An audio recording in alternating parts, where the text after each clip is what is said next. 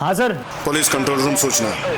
शहर के सभी पेट्रोलिंग पुलिस और टोल नाकों को सूचना दी जाती है कि शहर से जुड़े सभी 5 राज्यों के एंट्री और एग्जिट पॉइंट्स पे किसी भी गाड़ी को बिना चेकिंग के न अंदर आने दिया जाए और न बाहर छोड़ा जाए।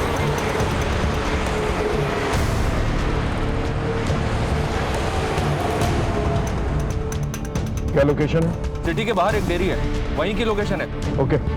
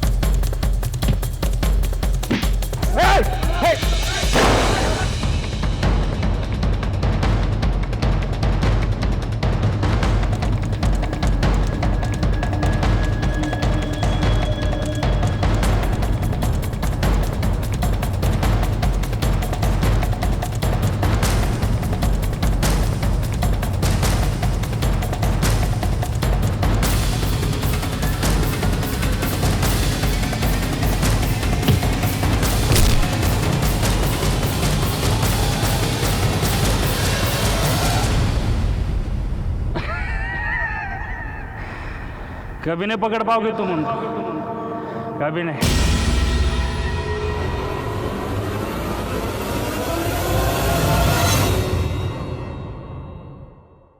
छोटे मोटे अपराध करके कानून की नजर से बच निकलना अपराधी अपराध को एक आदत बना लेते हैं। उन्हें लगता है कि वो कानून को चकमा दे सकते हैं और इसी गलत फहमी में वो एक के बाद एक जुर्म करते चले जाते हैं। आज का ये केस भी कुछ ऐसा ही है जो कभी भी देखा नहीं गया, जो शुरू तो हुआ था छोटे छोटे जुर्म से, लेकिन बढ़ बढ़ के इतना बड़ा अपराध बन गया कि एक महाजाल बन गया। सारे पुलिस डिपार्टमेंट की नींद और चैन हराम हो चुकी थी। साथ ही साथ पुलिस की गरिमा भी दांव पर लगी हुई थी। कई नौकरियां गई, कई तबादले हुए, फिर यह केस मेरे जिम्मे आया। इस केस को देखना हमारे लिए बहुत जरूरी है, क्योंकि इस केस में वो दस्तक छिपी है जो हमारी मानसिकता को डिस्क्राइब करती है।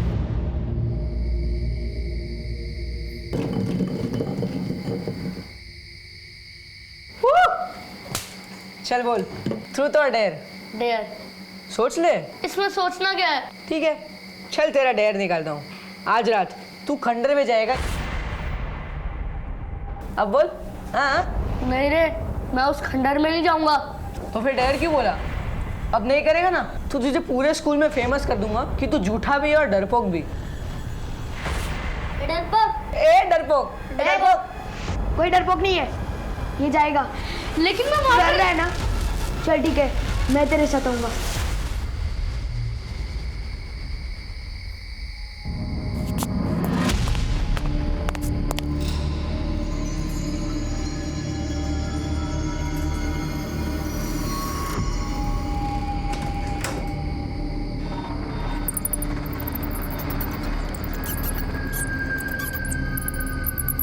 आशु, यार बहुत डर लग रहा है। चल लौट चलते हैं, कहीं भूत भूत आ गए तो मुफ्त में हमारे जाएंगे। अबे डरपोक, दिमाग खराब हो गया क्या तेरा? ये भूत भूत कुछ नहीं होते हैं। चल।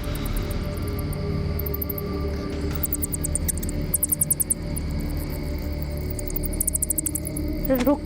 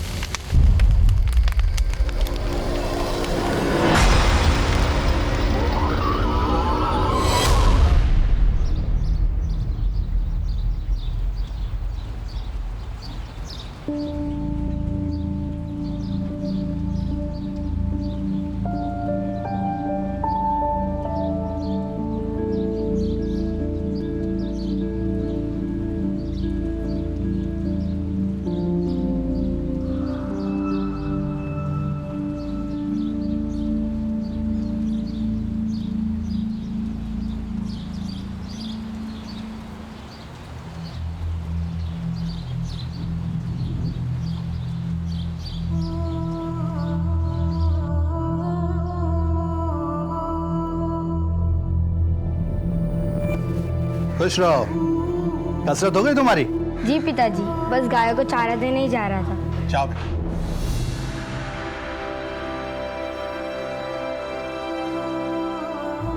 लता, हमारे बेटे में कुछ तो विशेष है। तुम देखना, एक दिन ये हमारा नाम जरूर रोशन करेगा।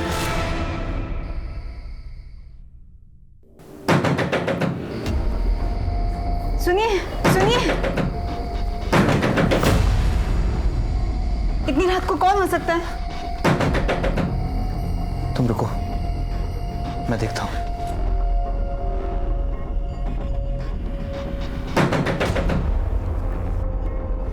कौन है? कौन है बाहर? शब मैं, रामू, आपकी गाड़ी की चाबी देनी थी।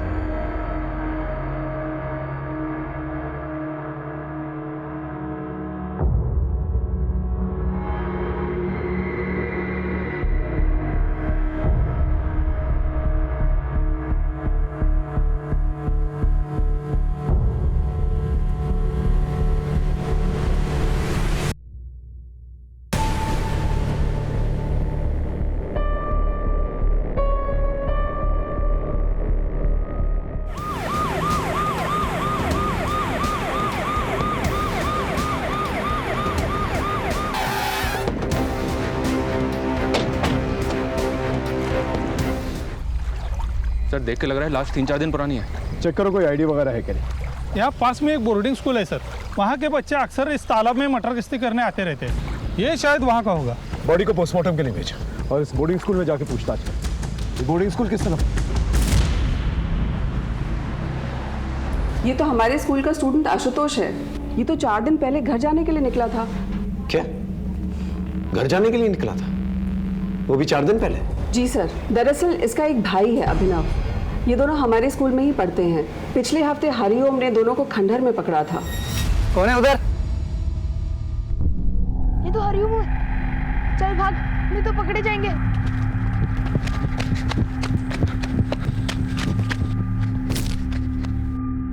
चल चल।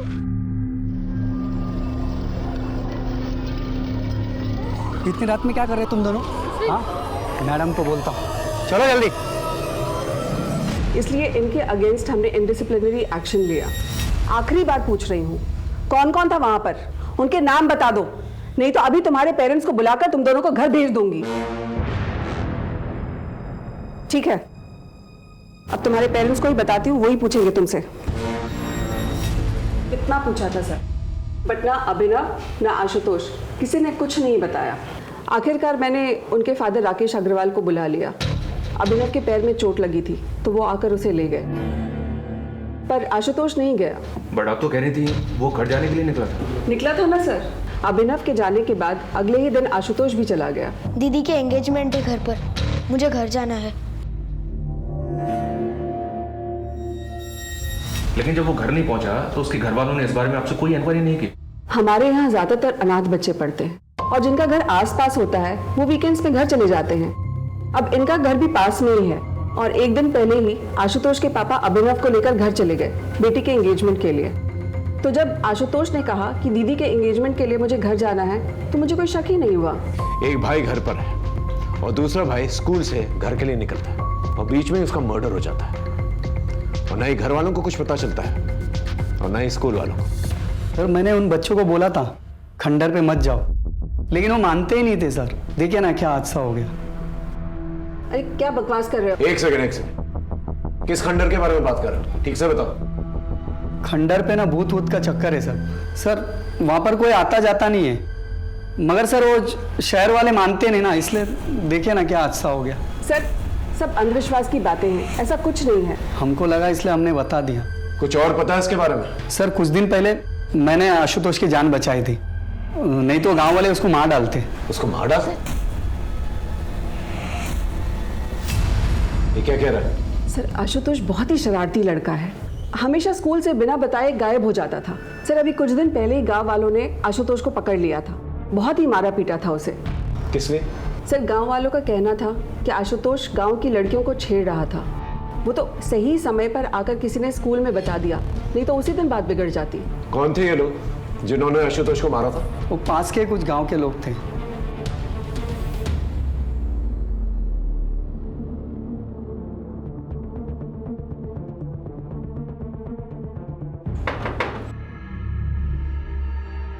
जी राकेश अग्रवाल का घर मैं ही हूँ राकेश अग्रवाल। आशुतोष आपका बेटा? जी हाँ सर, अगर बात क्या है? जी उसकी लाश मिली है नदी में।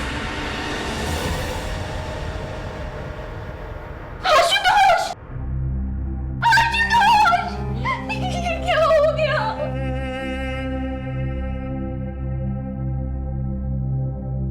कुछ ही दिनों में मेरी बेटी सारिका की शादी है। देखिए ना सर, सिर्फ खुशी के माहौल में ये क्या हो गया। हमने लाश को पोस्टमार्टम के लिए भेज दिया। हमें लगता है कि लाश 4 दिन पुरानी है। वो स्कूल से घर के लिए निकला था, लेकिन ताज्जुब की बात यह है कि 4 दिन बीत चुके हैं और आप लोग में से किसी ने भी एक बार भी उसे कांटेक्ट करने की कोशिश नहीं की। मेरे दोनों बेटों में आशुतोष ज्यादा शरारती था सर, और उसकी संगत में अभिनव भी बिगड़ रहा था। उस दिन जब कंप्लेंट आई तो मैंने स्कूल में जाकर उसे बहुत डांट लगाई सर, जिससे उससे अपनी गलती का एहसास हो और उसे लगे कि पापा नाराज हो जाएंगे, इसीलिए कॉल नहीं किया। अगर सर हमें जरा भी मालूम होता था कि ये सब हो जाएगा तो हम उसे कॉल क्यों नहीं करते सर? सर, मैंने तो उसे साथ आने के लिए कहा था, मगर वो नहीं माना। तू भी चलना, दी की एंगेजमेंट में मौज करेंगे, मौज। तो जा, मैं नहीं आ रहा, वैसे भी पापा नाराज है। अरे पापा को जो कहना था उन्होंने कह दिया, अब थोड़ी ना कुछ कहेंगे। तू जा, मैं अगले हफ्ते आऊंगा। चल ठीक है। फिर ऐसा क्या हुआ था कि उसके मना करने के बावजूद वो अगले दिन ही स्कूल से निकल गया? और कहाँ गया? नहीं आप लोगों को बताया उसने और ना ही स्कूल वालों को। बेटा तुम लोग उस दिन खंडर में क्यों गए थे? डेयर, आज रात तू खंडर में जाएगा ये प्रूफ करने कि वहां कोई भूत नहीं है। नहीं रे, मैं उस खंडर में नहीं जाऊंगा। डरपोक, कोई डरपोक नहीं है, ये जाएगा। लेकिन मैं वहां डर रहा है ना? चल ठीक है, मैं तेरे साथ आऊंगा। ये भूत भूत कुछ नहीं होता है। मैंने मना भी किया था उसे, पर लेकर गया वो मुझे, और वहां वो था।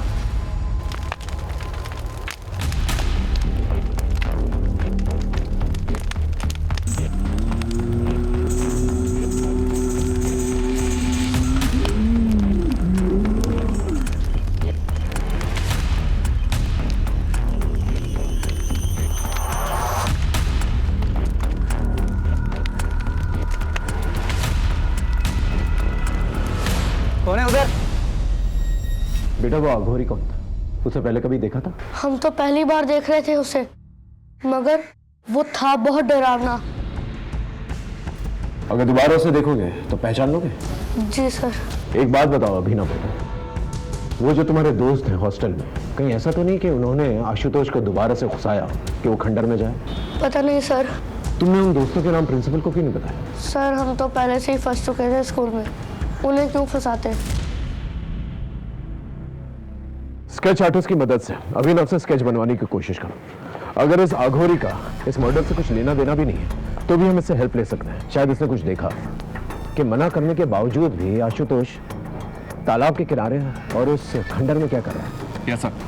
और इस फैमिली का भी बैकग्राउंड चेक करो। इतनी तैयारियां चल रही हैं सगाई की, लेकिन बेटा इनके टच में नहीं था और इन लोगों ने भी जरूरत नहीं समझी कि बेटे को कांटेक्ट करें। मामला कुछ अलग है। ये गाँव वालों को क्या हुआ? एक टीम गांव भेजी थी सर, सबको थाने लेकर आई है। ठीक है चल। साहब, अब कोई हमारी बहू बेटियों पर नजर डालेगा तो उसे कुछ कहेंगे भी नहीं क्या? और ये आशुतोष की तो क्या कहें? साफ साफ बता क्या हुआ था?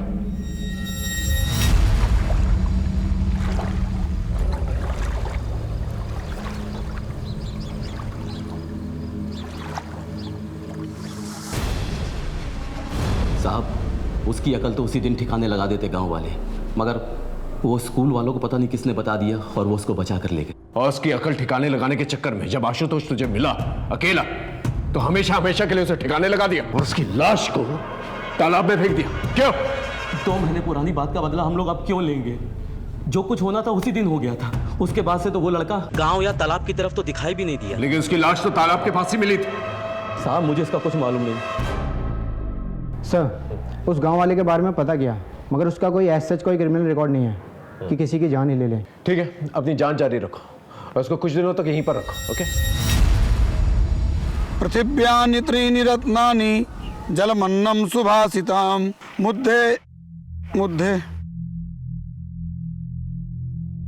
पृथिव्या त्रीणि रत्नानि जलमन्नं सुभाषितं मुद्दे पाषाण खान्देषु रत्न संज्ञा विधीयते। अरे वाह, अब आप इस श्लोक का अर्थ बताइए। इस श्लोक का अर्थ है कि इस धरती पर सिर्फ 3 प्रकार के रत्न हैं, जल, भोजन और मनुष्य के विचार। बहुत अच्छे, आप ऐसे ही मेहनत करते रहो, एक दिन अपना बहुत बड़ा मुकाम हासिल करोगे।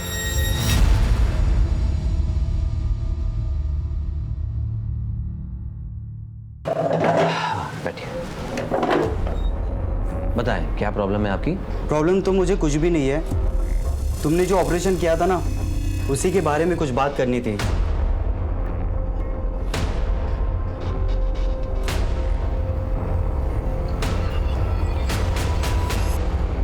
हाँ, आशुतोष की पोस्टमार्टम रिपोर्ट आ गई है। उसका लिवर और दोनों किडनीज को निकाला गया है। क्या मतलब organ trade? No sir, postmortem doctor की राय अलग है। उनका कहना है कि ऑर्गन्स निकाले जरूर गए हैं, बट इतनी बुरी तरह से कि वो डैमेज हो गए होंगे। 90% चांसेस हैं कि वो किसी के यूज करने लायक रह गए। और उनका कहना ये भी है कि ये किसी प्रोफेशनल डॉक्टर का काम नहीं है। कोई ऐसा करेगा क्यों? आखिर इसके पीछे क्या मामला हो सकता है? हो सकता है सर आशुतोष किसी कल्ट का शिकार बना हो, और वैसे भी वो अघोरी खंडर में ही था। मतलब ब्लैक मैजिक। इस अघोरी को ट्रैक करो, इसका मिलना जल्द से जल्द बहुत जरूरी है। और ऑर्गन ट्रेड के एंगल को भी खंगालो अच्छी तरह से। इससे रिलेटेड सभी लोगों से पूछताछ करो। जब तक का मामला क्लियर नहीं हो जाता हम कुछ कह नहीं सकते। सर, उस अघोरी का पता चल गया है। पकड़ो इसे, अभी जेल जाने का टाइम आ गया। बाबा जी, ये क्या कर रहे हो? छोड़ो हमें। ले चलो इसे। छोड़ो। अरे हमने क्या किया है? अच्छा, तो तू है इन सब का बड़ा अफसर। मगर याद रख, एक सन्यासी की साधना में रोड़ा बन रहा है तू। मिट्टी में मिला दूंगा तुझे। बाबा जी, ये सन्यासी का चोला उतार के जरा ये बताइए, ये बच्चे आशुतोष का क्या किया? कौन आशुतोष? हम तो सिर्फ ब्रह्मा ब्रह्म को जानते हैं। देख, हमसे मिलने आत्माओं के आने का समय हो रहा है। जाने दे हमें। क्षमा कर दूंगा तुझे तेरी इस भूल के लिए। अरे बाबा, कहाँ चल दिए? चुपचाप यहाँ खड़े रहिए और हमारे सवालों के जवाब दीजिए, समझे? अरे मूर्ख, इतना दुस्साहस! राख कर दूंगा, मिट्टी में मिला दूंगा। देखो बाबा, सीधे सीधे इज्जत से पूछ रहा हूं, क्या कि उस बच्चे की लाश मिली है उस खंडर के पास जो तालाब है ना, वहां जहां पर आप कुंडली मार के बैठे हुए और उसके अंग निकाले गए? कोई मजाक नहीं चल रहा है यहां पर। सीधे सीधे से बताओ, अगर कुछ देखा है तो। देखना चाहेगा? अभी दिखाता हूं मेरी शक्तियां।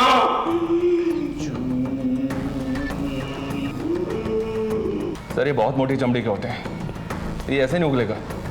आप कहें तो अपने तरीके से उगलवाऊं? नहीं, रहने दो। इसे भूखा प्यासा रहना था सुबह तक। अगर सुबह तक कुछ नहीं बोला फिर अपना तरीका इस्तेमाल करो।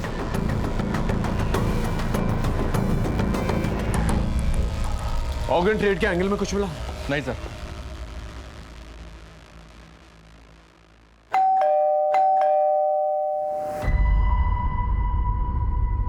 इतनी देर क्यों हो गई आज? कुछ नहीं, होम विजिट पे चला गया था। सर, आशुतोष की फैमिली बहुत खुश थी। सरिका की शादी हो रही थी और दोनों बच्चे भी बहुत अच्छे थे सर। बट राकेश फाइनेंशियली बहुत परेशान था। परेशान था मतलब? सर, राकेश की फाइनेंशियल कंडीशन खराब थी, लेकिन अपनी बेटी की शादी में उसने दिल खोल के खर्च करने का मन बनाया था। अपने पड़ोसी से 5 लाख रुपए उधार भी मांगे थे, पर लिए नहीं। लेकिन इस सब का आशुतोष के मर्डर से क्या कनेक्शन? सर, हो भी सकता है। वो क्या है, मैंने उसकी फाइनेंशियल कंडीशन चेक की तो मुझे ये मिला। इसी वजह से उसने 5 लाख रुपए उधार नहीं लिए थे पड़ोसी से। ये आशुतोष की एफडी है 5 लाख रुपए की, जिसे उसने 10 दिन पहले तोड़वाया था। बैंक से एक और बात पता चली साहब। क्या? इसे उसने पहले भी तोड़वाने की कोशिश की थी, लेकिन तब वो ऐसा नहीं कर पाया था। लेकिन क्यों? सर, नाबालिग आशुतोष का एफडी तुड़वाने के लिए हमें उसके गार्डियन राकेश का भी साइन चाहिए था। राकेश का साइन तो सही था, पर जब हमने क्रॉस चेक किया तो आशुतोष का साइन ही फर्जी निकला, इसलिए हमने एफडी तोड़ने से मना कर दिया। इस पर मिस्टर राकेश काफ़ी नाराज़ भी हुए थे और फिर कुछ दिन बाद वो आशुतोष को ही लेकर बैंक आए थे। तुम यहाँ पे साइन करो बेटा। सही से साइन करना, नहीं तो फिर बोलेंगे कि फर्जी साइन कर लाया हूँ। आशुतोष ने तो मेरे ही सामने साइन किया था, पर सर वो कुछ डरा हुआ लग रहा था। इतने पैसों की क्या जरूरत पड़ी थी कि अपने बेटे के फर्जी साइन करवाए? और इतना शौक क्या चढ़ा था कि अपनी बेटी की शादी इतने आलीशान तरीके से करवानी थी? अरे सर, उस मैनेजर को तो 10 साल पहले रिटायर हो जाना चाहिए था। उम्र के साथ साथ उसकी आंखों और दिमाग दोनों ने साथ देना बंद कर दिया है। मैंने कोई फर्जी साइन नहीं किए, वो तो आशुतोष ने किए थे, लेकिन उस मैनेजर को लगा कि मैंने नकली साइन किए हैं, फ्रॉड बना दिया मुझे बैंक में। सर, इसलिए आशुतोष को बैंक ले जाना पड़ा। इस एफडी तोड़ने के पीछे की कहानी हमें पता है, अच्छे से पता है। आपके और आपके बच्चों की कोई भी एफडी नहीं है, और जिसकी एफडी है उसकी एफडी 10 दिन पहले तोड़ी गई और तोड़ते के साथ ही उसकी मौत हो जाती है। ये कोइंसिडेंस सही है? अरे सर, कोई कोइंसिडेंस नहीं है। मेरे बेटे की एफडी थी, मैंने तोड़वा दी। आप मुझे गोल गोल घुमा रहे हैं। जा सकते। इस बात का पता लगाना बहुत जरूरी है कि एफडी तोड़ते वक्त आशुतोष घबराया हुआ क्या था। जरूर उसकी घबराहट के पीछे कोई ना कोई राज है। Okay sir. क्या हुआ? क्यों बुलाया था पुलिस ने? कुछ पूछना था। पापा, कुछ पता चला आशुतोष के साथ किसने किया ऐसा? अभी नहीं। देखो बेटा, जो हो गया सो हो गया। तुम्हारी शादी को कब तक टालेंगे हम? आज भी तुम्हारे ससुराल वालों का फोन आया था। अब आगे बढ़ने का वक्त है, तुम्हारा भी और अभिनव का भी।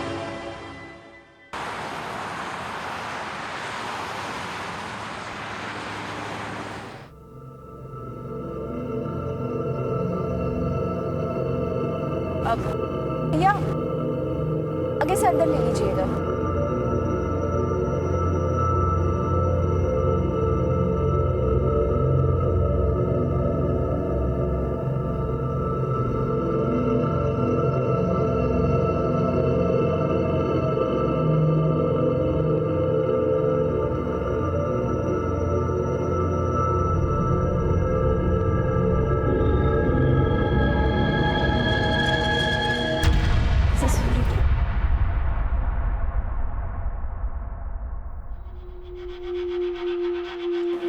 एक्सक्यूज मी, क्या मैं जान सकती हूँ रोहिणी मुझे कहाँ मिलेगी?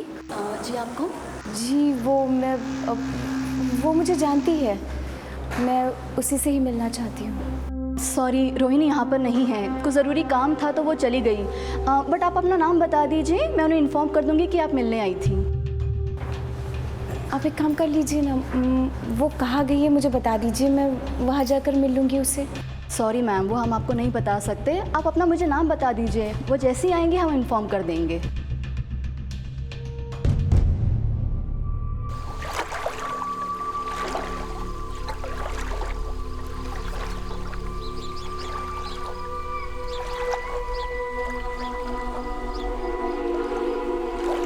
मनोहर, तुम्हारा बेटा तो इतनी ठंड में सुबह सुबह स्नान करके निकला है, क्या बात है? मनोहर, तुम्हारा बेटा तो बहुत तेजस्वी है। राम राम राम राम राम। अरे पापी, तुमने मेरा धर्म भ्रष्ट कर दिया, अपने उतरन का पानी सुबह सुबह मुझ पर डाल दिया। हमको माफ कर दीजिए। क्या बे नरेश, दिखता नहीं है? हम लोग इधर बैठे हुए, तू अपने कपड़े का उतरन का पानी डाल रहा है। माफ कर दीजिए काका। छोड़ो, इनसे बात के लिए क्यों मार रहे हो? तुम इसको इतनी सी बात बोलते हो? इस पापी ने मेरा धर्म भ्रष्ट कर दिया है। घर से मैं स्नान करके निकला था, पूजा पाठ करना है मुझे, और तुम इसका पक्ष क्यों ले रहे हो? क्या तुम्हें अपने गांव की मर्यादा और परंपराओं का कोई ख्याल नहीं है? मुझे गांव की मर्यादा और परंपराओं का ख्याल है, मगर आप किसी इंसान का जाति धर्म देख के उसकी जान तो नहीं लेंगे। अगर नरेश के छूने से आपका धर्म भ्रष्ट हो जाता है तो मुझे इतना कमजोर धर्म नहीं चाहिए।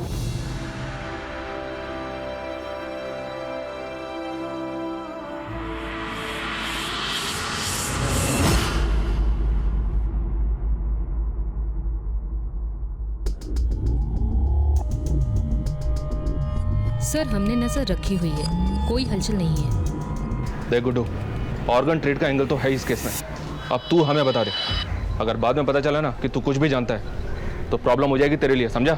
अरे साहब, ये धंधा मैं बहुत पहले ही छोड़ चुका साहब। अगर ऐसा कुछ भी उस लड़के के साथ हो ना साहब, ये खबर उड़ते उड़ते मेरे कानों तक जरूर आती साहब। साहब, ये बाहर का एंगल है। सर, स्कूल से एक न्यूज़ आई है। किरण जी, ये वही अंकित है ना जिसने अभिनव और आशुतोष के साथ खंडर पे जाने की बेट लगाई थी?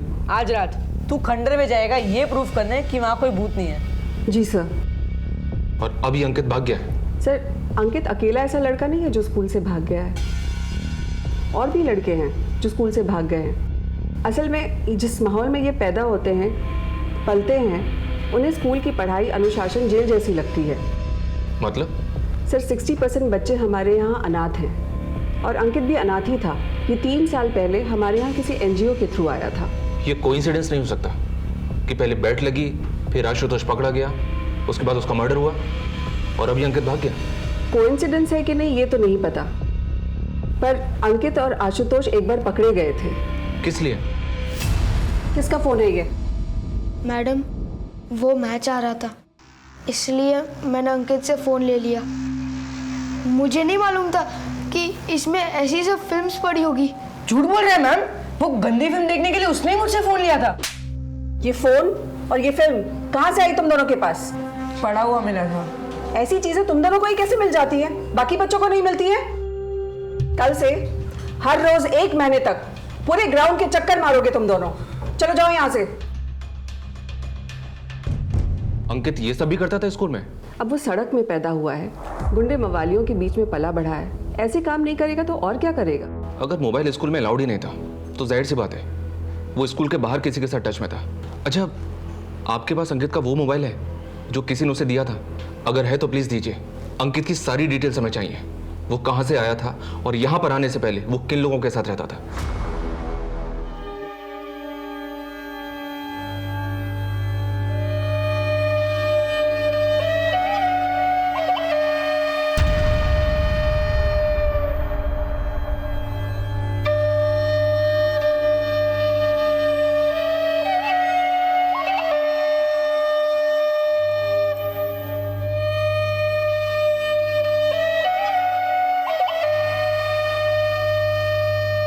बड़ी गलत बात है शंकर। ये औरतें तुमसे अपनी मेहनत की मजदूरी मांगने आई, तुमने इनकी पिटाई कर दी। ये तो ठीक नहीं।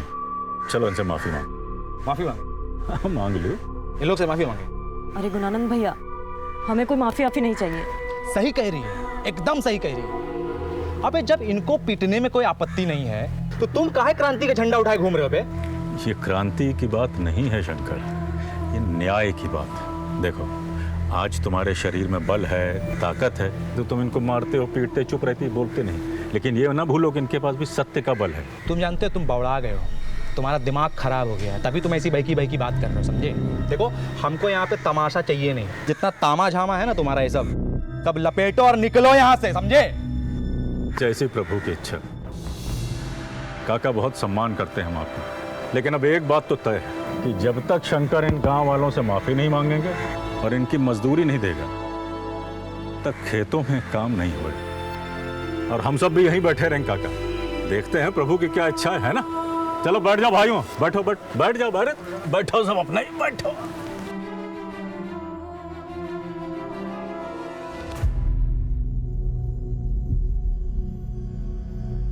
गुणानंद, छोड़ो, जाने दो। शंकर से गलती हो गई, आगे से ऐसा नहीं करे। तुम मुझसे सब अपनी मजदूरी ले लो, ये मजदूरी ले लो।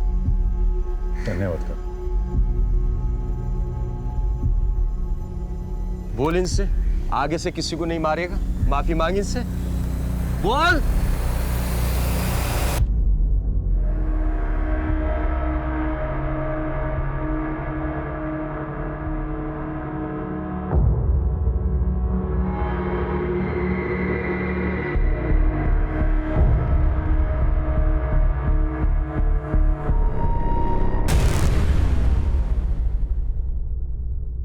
तीन बार लेना है, ध्यान रखा करो। कौन हो तुम लोग? अंदर कैसे आके तुम लोग? कंपाउंडर, क्या कर रहे हो तुम? सर, हमने लास्ट ईयर के सारे केसेस को छाना, इनमें से 12 केसेस हमारे मतलब के हैं। जिनमें विक्टिम की उम्र 14 से 18 साल के बीच है। 7 लड़के और 5 लड़कियां। 7 लड़कों में से 5 लड़कों के ऑर्गन निकाले गए हैं, जबकि सभी लड़के गए। 2 लड़कियां तो ऐसी हैं सर जिनके ऑर्गन्स भी गायब थे। और सर कुछ केसेस तो ऐसे हैं जो आशुतोष के केस से काफी सिमिलर है। 3 लाशें तो उसी तालाब में मिली थी। और सर ये ऑर्गन वाली बॉडी, ये बिल्कुल आशुतोष की बॉडी की तरह ऑपरेट की गई है। ऑर्गन्स को निकालने का तरीका इतना ब्रूटल था कि चांसेस कम है कि ऑर्गन को बॉडी से निकालने के बाद उनका कुछ यूज हो पाया। ब्लैक मैजिक का कोई कनेक्शन? सर कुछ बॉडीज पर मार्किंग मिली थी, ऑलमोस्ट आधी बॉडीज को दागा गया था, लेकिन 2 लाशें ऐसी थी जिन पर कोई मार्किंग नहीं थी। लेकिन एक बात है सर, ऑर्गन को बॉडी से निकाला तो गया है, जैसे कि आशुतोष की बॉडी से निकाला गया था। इतने सिमिलर केसेस और किसी ने ध्यान तक नहीं दिया। इनमें से किसी की पहचान हुई है? जी सर, इनमें से 4 लड़के और 3 लड़कियों की पहचान हो गई थी, लेकिन बाकी बॉडीज अनआइडेंटिफाई ही रह गई थी। इन अनआइडेंटिफाइड बॉडीज को आइडेंटिफाई करो और इनसे रिलेटेड जितने भी थाने हैं उनमें पूछताछ करो, देखो क्या निकल कर आता है। इतना सारा कनेक्शन है तो कोई ना कोई कॉमन लिंक जरूर होगा। और स्कूल में भी पता करो इन अनआइडेंटिफाइड लाशों के बारे में। इतनी सारी लाशों का एक ही तरीके से काटा जाना बहुत सारे सवाल खड़े करते। इस अंकित के बारे में कुछ पता चला? अभी तक कुछ पता नहीं चला है। मोबाइल की स्कैनिंग चल रही है, शायद उसमें कुछ मिले।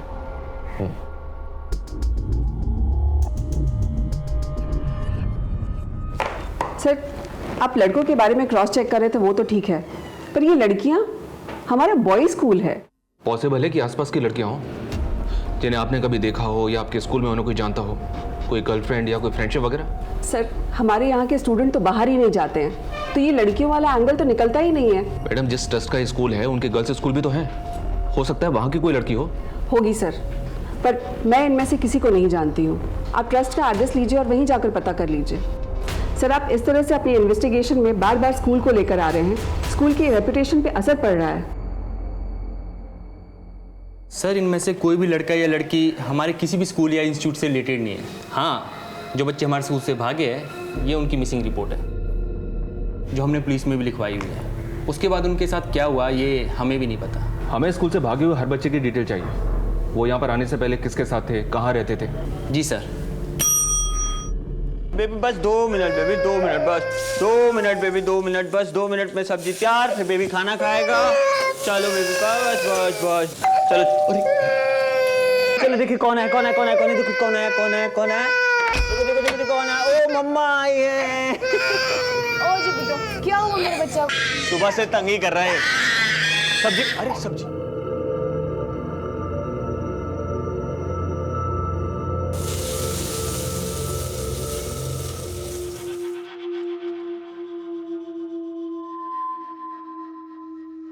गौतम, तुम्हें मेरी वजह से क्या क्या सहना पड़ रहा है? क्या हो गया अचानक? तुम जानती हो चाहे कुछ भी हो जाए मैं हमेशा तुम्हारे साथ हूं। अच्छा बताओ, तुम्हारा काम कैसा था? ठीक ही था, पर हुआ नहीं। अगर हमें इस बार का चुनाव जीतना है ना, तो कुछ अलग करना पड़ेगा। हम अपने क्रेडिट पर चुनाव नहीं जीत सकते। वो गुणानंद है ना, वो जनता का मसीहा बन बैठा है। अच्छा, अभी जागे हैं आप। सरकार, ये जो बुद्धि आपको आई है ना, बहुत देर से आई है, समझे? क्या लूट मचाए हो पिछले 5 साल तक, और जिस टाइम पे आप लूट मचा रहे थे ना, वो गुणानंद जनता के बीच में जाके उनके लिए काम कर रहा था, इसीलिए मसीहा बना है।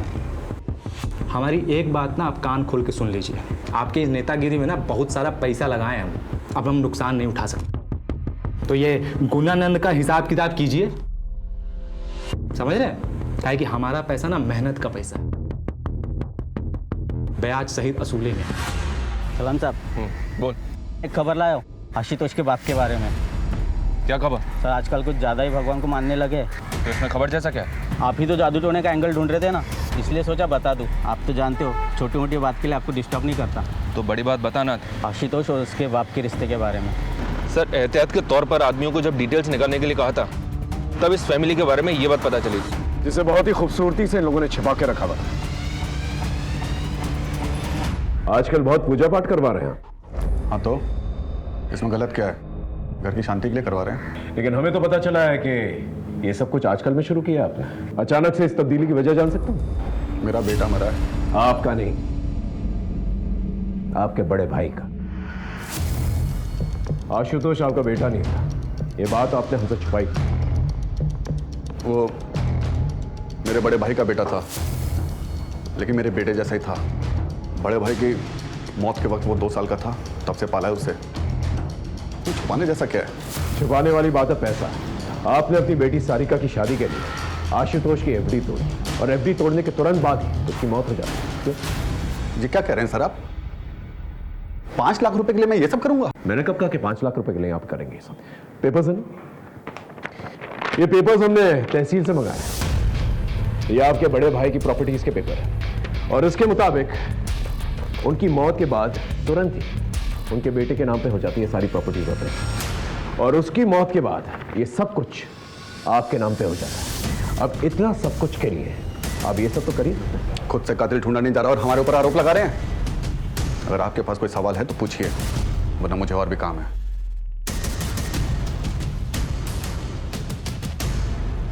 इस आदमी के बारे में पता करना, जरूर कुछ ना कुछ छुपा रहा है, और जितने भी बाबा और पंडित हैं उन सबको राउंड अप करो, पता करो कौन सी पूजा पाठ करवा रहा, कहीं ये जादू टोना तो नहीं करवा रहा। पता करते हैं सर। चल।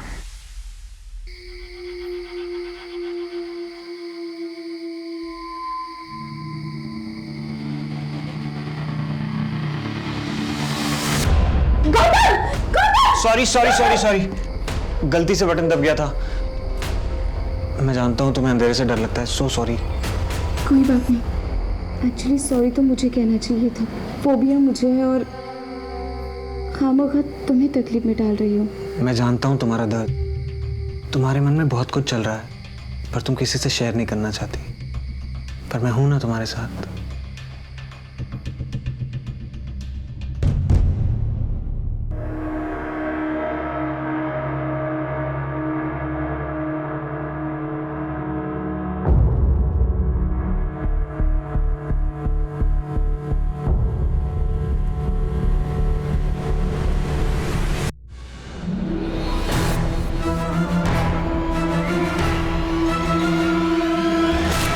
Thank you very much, sir. Have a great day.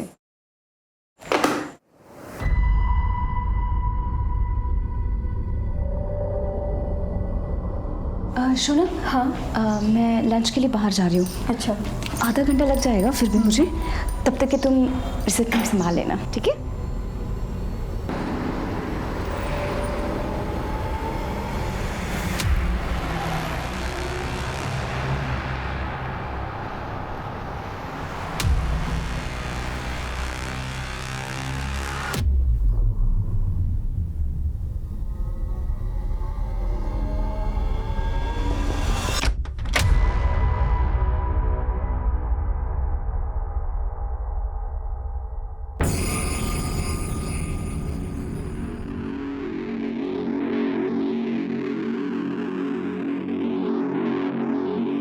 कुछ मिला? हाँ मिला तो है, मगर मुझे वो तो मिल जाए जिसके लिए मैंने इतना बड़ा रिस्क लिया है।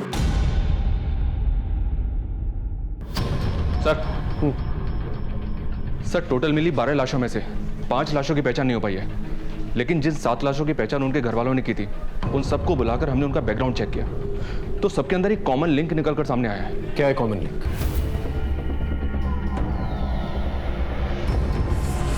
अच्छा, तो इसका मतलब यह हुआ इन बच्चों की फैमिलीज का इन्वॉल्वमेंट कहीं ना कहीं इस मर्डर्स में है, या फिर डर के मारे इन लोगों ने केस फाइल नहीं किया इसके खिलाफ। बिल्कुल सर, एग्जैक्टली यही लिंक आशुतोष की फैमिली का है। राकेश के यहाँ काफी आना जाना है इनका।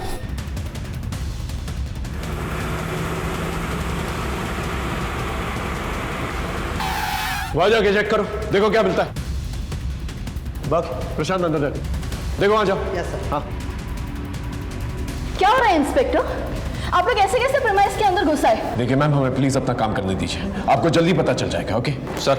हाँ बच्चा, कुछ पता चला? अंदर कुछ भी सस्पिशियस नहीं मिला। छोटे छोटे बच्चे यहाँ आते हैं, आप लोग की इस तरह की गैर जिम्मेदार हरकत की वजह से देखिए कितना डरे हुए हैं वो। इस तरह आप लोग अंदर घुस आए, वो भी बिना वारंट के। I will complain it to your seniors.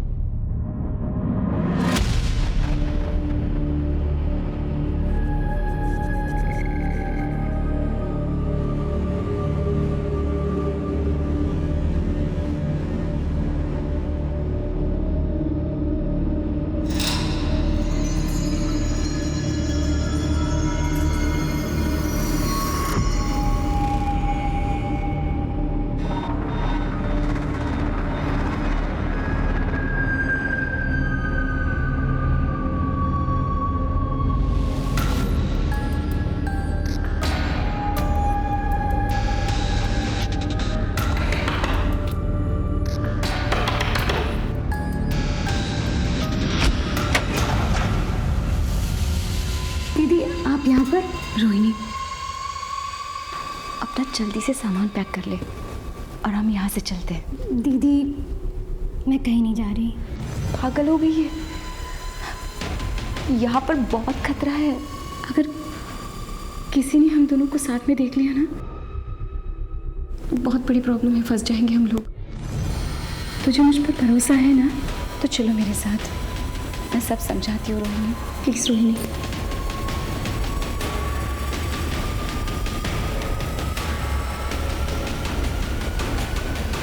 चलो रोहिणी। रुक क्यों गई? चलो। तुम्हें क्या लगता है दीदी, मैं तुम्हारे झांसे में आ जाऊंगी? मुझे तो पहले से ही पता था कि तुम मुझसे जलती हो, और अभी तो मुझसे जलने के और भी वजह है ना तुम्हारे पास। ये पैसा, ये पावर है ना? रोहिणी ऐसी बात नहीं है बेटा, यहाँ पर कुछ भी सही नहीं है, इसलिए कह रही हूँ। चलो। क्यों दीदी, क्यों सही नहीं है? जब तक तुम कर रही थी सब कुछ सही था, लेकिन तुम पीछे रह गई, मैं आगे निकल गई, तो बस सब कुछ गलत हो गया।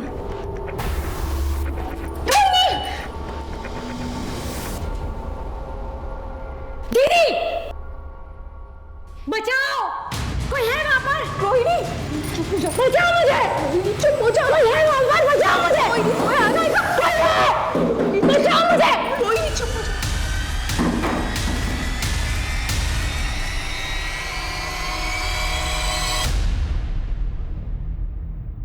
हिमांशु रावत, इतनी लापरवाही। पुलिस डिपार्टमेंट में काम करते हो तो क्या पुलिस के रूल्स रेगुलेशन फॉलो नहीं करोगे?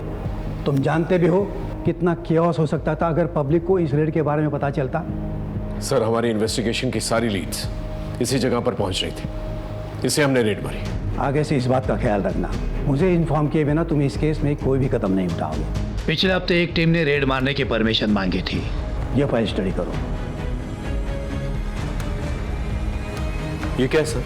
एक टीम और भी है जिसने सेम जगह पे छापे मांगे थे। कौन सी टीम? जी, इस केस के बेसिस पर ही हमने कमिश्नर साहब से रेड के ऑर्डर मांगे थे, बट इनफ एविडेंस ना होने की वजह से ऑर्डर इशू नहीं हुए थे। ये कौन सा केस था? एक आदमी की बीवी गायब हो गई थी। सर, मेरी बीवी वैदेही, वो बोल के गई थी कि वो ऑफिस के काम से शहर से बाहर जा रही है, पर तब से अभी तक वो वापस नहीं आई। कहाँ गई थी वो? पता नहीं सर, कुछ बताया नहीं। सर, मैंने ऑफिस से पूछताछ भी की, पर उन्होंने कहा कि वैदेही शहर से बाहर कहीं गई नहीं ऑफिस के काम से। जब हमने इस औरत के ऑफिस से पता किया तो हमें ये पता चला कि वो औरत अक्सर अपने पति से झूठ बोल करके कई शहरों में जाया करती थी, जबकि उसके ऑफिस से कभी भी काम के सिलसिले में उसको शहर से बाहर भेजा ही नहीं गया था। फिर ये कहाँ जाती थी? पहले तो हमें ये अफेयर कहने लगा, फिर हमने उसके पति से बात की।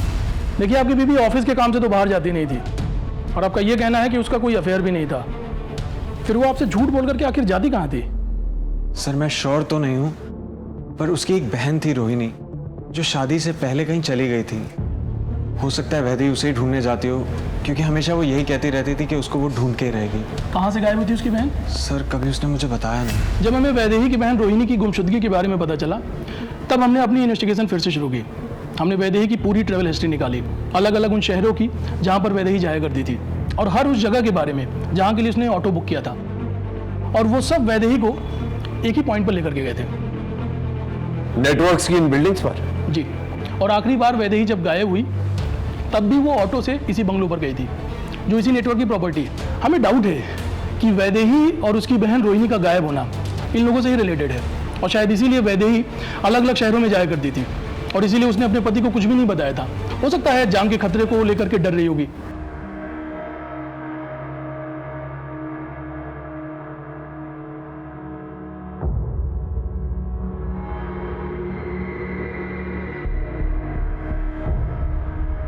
बाबा की जय हो। बाबा की जय हो। बाबा की जय हो। सर, ये वही लोकेशन है जहाँ पर वैदेही मिली, और ये वही लोकेशन है जहाँ पर हमने पहले टारगेट किया था, और इन सब का कनेक्शन वो नेटवर्क है। सर, ये सारे विक्टिम्स जो हैं इनके पावर की वजह से डरे हुए हैं। अगर आप हमें परमिशन दे देंगे तो ये सारे विक्टिम्स सामने आएंगे, सैकड़ों की संख्या में सामने आएंगे। हाइपोथेटिकल बातें मत करो हिमांशु। ऐसा करेंगे तो वैसा होगा, वैसा करेंगे तो ऐसा होगा। थोड़ा प्रैक्टिकल सोचो। शक करने की वजह हमारे पास बहुत हैं, लेकिन क्या हमारे पास पुख्ता सबूत हैं? कोई चश्मदीद गवाह हैं? देखो, पिछली बार भी तुमने रेड मारी थी, क्या मिला? इस बार भी अगर हम फेल हो गए, रिजल्ट 0 आ गया, तो संभालना बहुत मुश्किल होगा हिमांशु। सर ऐसा दोबारा नहीं होगा। I promise I will not fail you.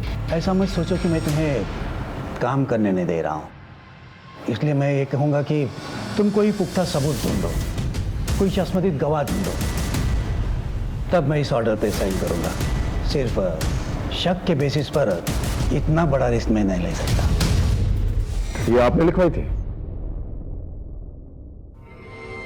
Ji sir, मेरे पति ऋतुराज की हत्या इन्हीं लोगों ने करवाई है, क्योंकि उन्होंने इन लोगों के लिए काम करने से मना कर दिया था। वो लोग इतने बड़े हैं कि पुलिस कुछ नहीं कर पाई। बस शूटर मिला, इंसाफ हुआ।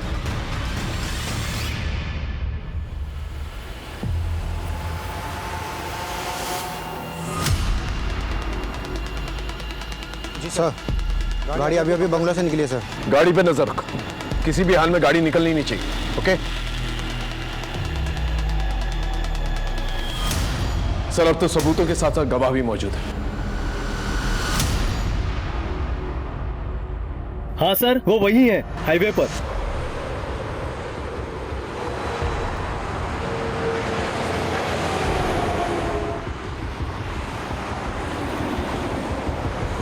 सर वो रही गाड़ी, पीछा करो उसका और कंट्रोल रूम में इन्फॉर्म कर, सभी जगह नाकाबंदी करवा, ये गाड़ी निकलनी नहीं चाहिए।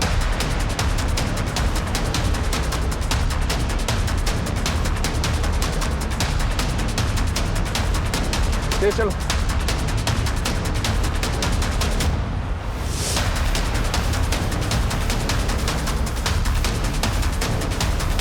उस तरफ से लेके चलो, वो टेक करो।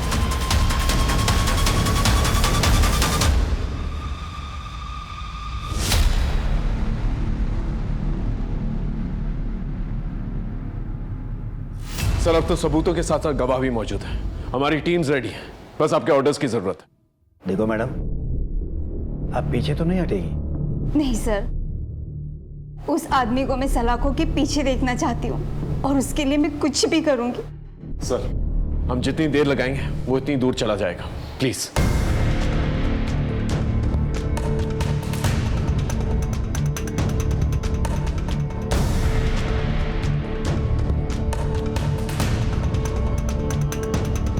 Thank you sir. देखो हिमांशु, अगर ये ऑपरेशन फेल हुआ तो हमारे डिपार्टमेंट की इज्जत मिट्टी में मिल जाएगी। Don't worry sir, I will get.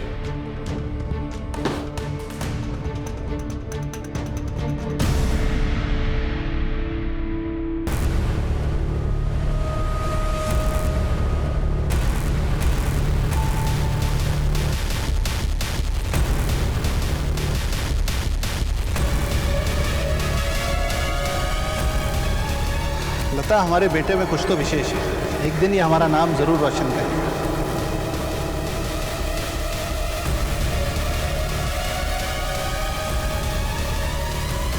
अगर नरेश के छूने से आपका धर्म भ्रष्ट हो जाता है तो मुझे इतना कमजोर धर्म नहीं चाहिए। जब तक शंकर इन गांव वालों से माफी नहीं मांगेंगे और इनकी मजदूरी नहीं देंगे, खेतों में काम नहीं हो पाएगा। देखते हैं प्रभु की क्या इच्छा है ना।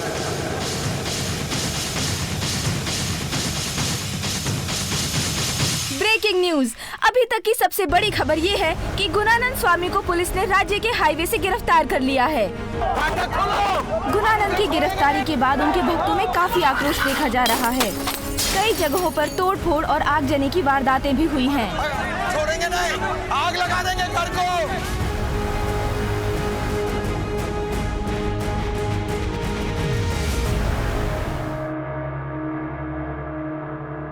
इंस्पेक्टर साहब, मैं एक सन्यासी हूं और आप मुझ पर ये इतने घिनौने आरोप लगा रहे हैं, वो भी बिना किसी सबूत के।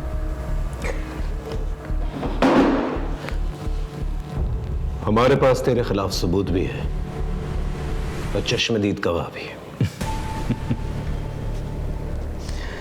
कितने बड़े अफसर हैं आप, फिर ऐसी नादानों जैसी बातें क्यों कर रहे हैं? किसी ने कुछ ऊट पटांग कह दिया और आप हमको यहाँ इस कारावास में ले आए कैद करके। जो प्रभु की इच्छा। हमें आपसे कोई शिकायत नहीं, भय है कि आप हमारी बात मान नहीं रहे, लेकिन हमारे जो भक्त हैं बाहर, यदि उन्हें ये पता चल गया कि आपने मुझको यहाँ यूं कैद करके रखा है तो यकीन जानिए अनर्थ हो जाएगा। धमकी दे रहा है, दंगे करवाएगा, फसाद करवाएगा। अरे मैं कैसे फसाद करवाऊंगा? मैं तो यहाँ आप लोगों की कैद में हूं ना, कारावास में। लेकिन मेरे भक्त जो बाहर हैं इस कारावास से दूर, वो मासूम है, प्रेम करते हैं मुझसे, और प्रेम में तो इंसान कुछ भी कर जाता है ना। ऐसी चिकनी चुपड़ी बातें करके भोले भाले भक्तों को अपने जाल में फंसाता है ना तुम। लेकिन यहाँ ऐसा नहीं चलेगा, यहाँ गुनाह कबूल किए जाते हैं। परंतु कौन से गुनाह? कौन से? ये ऐसे नहीं मानेगा। एक काम करो, इसे यहीं रखो और खाना पीना बिल्कुल नहीं देना, और सोने भी मत देना। देखते हैं ये खेल कितने दिनों तक चलता है।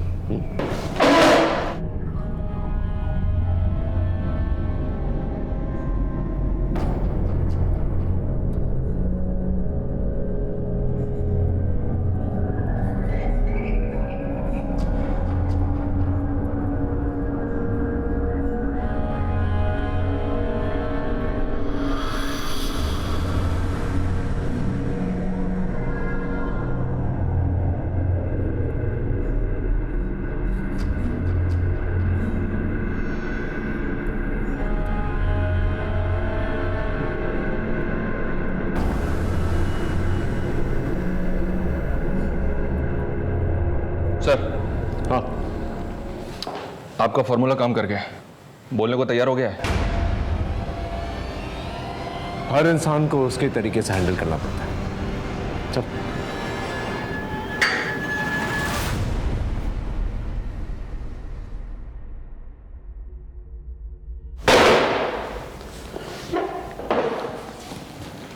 चल, अब बोल।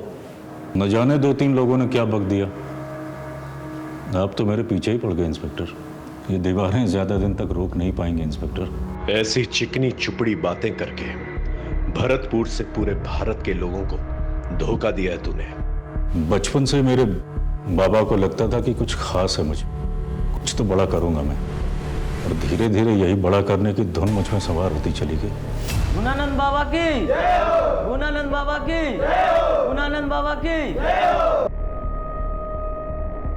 धीरे धीरे मुझे समझ में आ गया कि लोगों पर राज करने के लिए उनका विश्वास जीतना बहुत जरूरी है। बस फिर क्या था, मैं लोगों की भलाई के काम करना शुरू कर दिया मैंने, और लोगों का विश्वास दिन प्रतिदिन मुझ पर बढ़ता चला गया। बस फिर क्या था, पैसे मेरे कदम चूमने लगे, बड़े बड़े लोग आते थे मेरे सामने सिर झुकाते थे, मैं जो चाहता था वो करता था। और तूने इस पावर का इस्तेमाल अपनी इमेज बढ़ाने के लिए किया। लड़कियों का, बच्चों को मारा, काला जादू किया। लेकिन ऋतुराज ने क्या किया था? उसे क्यों मार डाला? ऋतुराज हमारे लिए मारकाट वाले काम करता था, जादू में इस्तेमाल करने के लिए। पर पता नहीं क्या हुआ सर, धीरे धीरे उसका मन इन कामों से हटने लगा, और एक दिन बिना बताए सबको छोड़कर भाग गया। खतरा था वो हमारे लिए। अभी भी देर नहीं हुई है ऋतुराज, काम पर लौटा। क्षमा करें महाराज, जितनी गलतियां मुझसे होनी थी वो हो चुकी। मैं अब और गलती नहीं करना चाहता। मुझसे यह पाप के कारोबार का बोझ नहीं सहा जाता। वैदेही कहाँ है? आशुतोष के माता पिता की तरह वैदेही और रोहिणी के माता पिता भी हमारे भक्त थे, और उन्हें परम ज्ञान देने के लिए हमें सौंप गए थे। सौंप गए थे? और तूने उनका शोषण किया? वैदेही कभी भी सहज नहीं थी आश्रम में, लेकिन रोहिणी पूरी तरीके से काबू में थी हमारे। 6 साल दोनों आश्रम में रहे, परंतु उनके माता पिता की मौत के पश्चात वैदेही आश्रम से भागने में सफल हो गई। लेकिन वैदेही रोहिणी को आश्रम से निकालने के लिए लगातार प्रयास कर रही थी, और एक दिन वो रोहिणी तक पहुंच भी गई, लेकिन रोहिणी ने उसके साथ जाने से इनकार कर दिया। रोहिणी चुप हो जा। पहले तो मैंने वैदेही को छोड़ दिया था, परंतु अब वो वापस आई। मैंने सोचा अगर इस बार उसे छोड़ देता तो वो पुलिस को अपने साथ ला सकती थी, इसलिए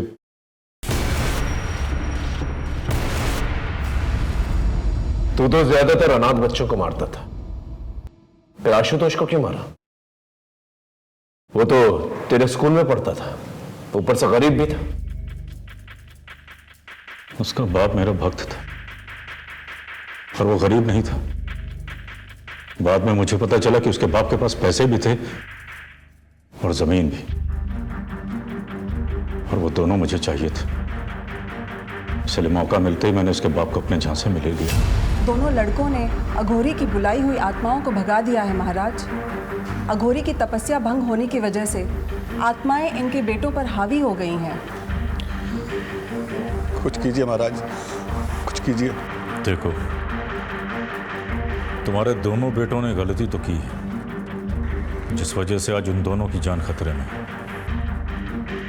हम ज्यादा से ज्यादा किसी एक बेटे की जान बचा सकते हैं।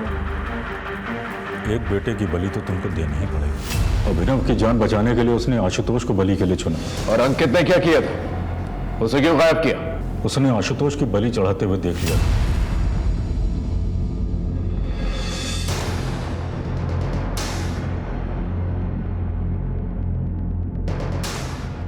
ना जाने तूने कितनी जमीनों का गबन किया है, कितने घरों को बर्बाद किया है, कितने भोले भाले मासूम लोगों को हमेशा हमेशा के लिए मिटा दिया है। अपना साम्राज्य फैलाने के लिए कितने लोगों को बलि का बकरा बनाया, और ना जाने कितनी लाशों पर चल के तो यहां तक पहुंचा है। लेकिन अब नहीं।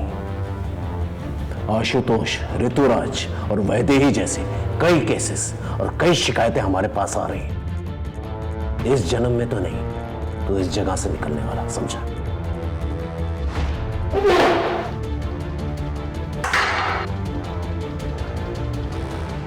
आज दुनिया के हर एक कोने में ऐसे बाबा हैं जो आध्यात्मिक होने के साथ साथ बड़े बड़े और अच्छे अच्छे काम करते हैं, और लोग भी आंख बंद करके उन पर विश्वास करते हैं।